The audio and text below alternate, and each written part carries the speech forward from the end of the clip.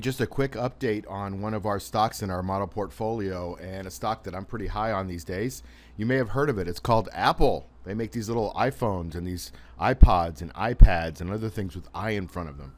Anyway, Apple is, in our opinion, is ready to break out again, and it's ready to have another big run.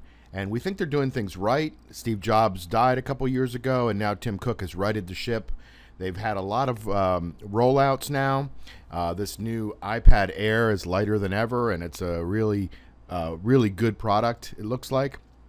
Coming into the holidays, we think Apple, with all their cash position, their yield, their PE, all these other things are getting ready to really, is kind of coiling that spring, ready for the big bounce. And I think all the selling is out of it. If you look at this chart, take a look at how much selling there was from September of 12 until June of this year. There was a lot of selling, and that's a lot of selling in almost any stock, but especially when you got that kind of demand in Apple. However, not everybody sold it. It did a little double bottom here, not quite a real double bottom, but a pretty close double bottom, where it shook out all the sellers. And then you'll see it, golden cross here, starting with the first stage base. Now it's in the breakout zone. It's a little bit extended from where we like to buy it in the breakout zone. It's a little bit high. It's 6.2% above its 50-day moving average, or its 10-week moving average. However, it's still in that buy zone. You see that right here. Now, let's take a look at a couple of great things that are going on at Apple. And we just want to update you because we've been buying this stock since 480, and today the stock is at 525, and it'll probably go higher today. So doesn't mean you missed the run. We think the run is going to go to about 960 to 1,000.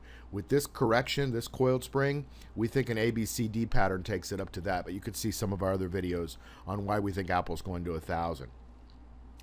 One thing that a lot of people look at is the price to earnings ratio. It's one thing we generally don't look at. However, you know what? We look at everything. It's a piece of fundamental information.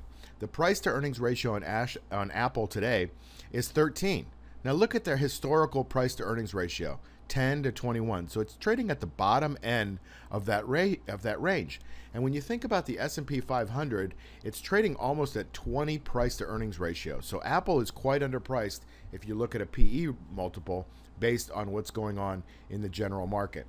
They've got a yield while you wait. We're not a big yield company either, and we don't recommend buying for yield. However, 2.3%, if the stock does absolutely nothing, is still better than putting your money in the bank.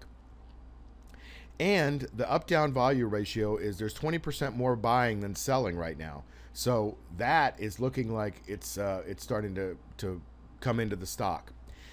Everything else is kind of mediocre on the timing of the stock. So you're seeing relative strength increase, but it's only 53. There's 47% of the other stocks are performing better than Apple right now.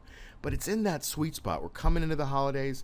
We've got good numbers. The company just reported good numbers, and I think they're kind of sandbagging, which Apple has traditionally done coming into the holidays, so that they can report a blowout quarter next month. Hey, we might be totally wrong on this, but I don't think so. I think the way the action is shaping up on the technical side, where you're seeing all of these weeks of higher highs and higher lows, mostly, that's showing that that's a big trend. That's like an 8-week trend right now that Apple is building, and it's doing it very quietly. Everybody's talking about Twitter and Facebook and Google and Priceline, and Apple's here in the background without anybody noticing it, making a golden cross 12 weeks ago and showing confirmation on that golden cross that the stock's going higher. So I wanted to give you that quick update just to show you that we think that still Apple, you can catch the bus before it leaves the station, and we think that Apple is one of those good buys that you put it away, and a couple years you look back and you go, wow, how did it go from 525 to 900 or 1,000?